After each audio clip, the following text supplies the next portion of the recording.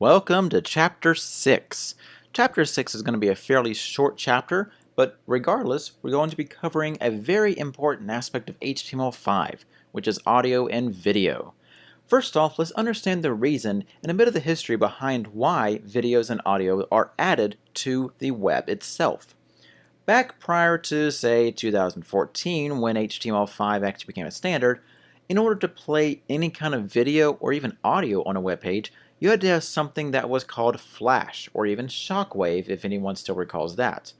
Macromedia was a company that basically allowed the ability for video and audio to be displayed on the web. Yeah, you had Java in there somewhere, but that's kind of a not here nor there kind of thing. Back in 2005, Adobe actually purchased Macromedia and merged all the products that it had into Flash. And Flash was okay. You had to have certain things to play Flash and install Flash, and it wasn't the best thing in the world, especially since it was a plugin.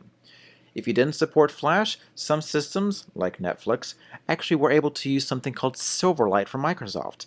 And that was okay, but eventually it came with its own set of troubles. When the web started to evolve, you had online video producers such as YouTube or Dailymotion or Vimeo or even SoundCloud. And in this case, it allowed you to upload and easily share a video or an audio clip that was created from your own system. You could share it using their systems and their servers and not have to worry about embedding your own code or working on your own server because it would do everything for you, which was nice and easy. But if you want to embed video on your website, you should know how to do it instead of just relying on these online video producers.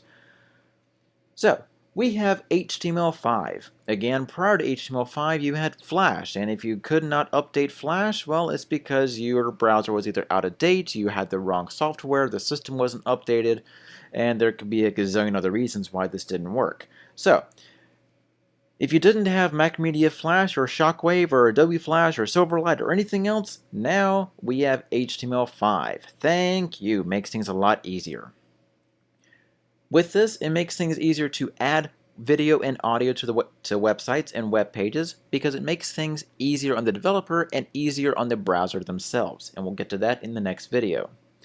So, this video is kind of short, just to give you a quick overview, nothing too long. If you have any questions about this, please send me an email or hit me up on Twitter. I'll get back to you the best way I know how. In the next video, we're talking about adding video. Kind of funny.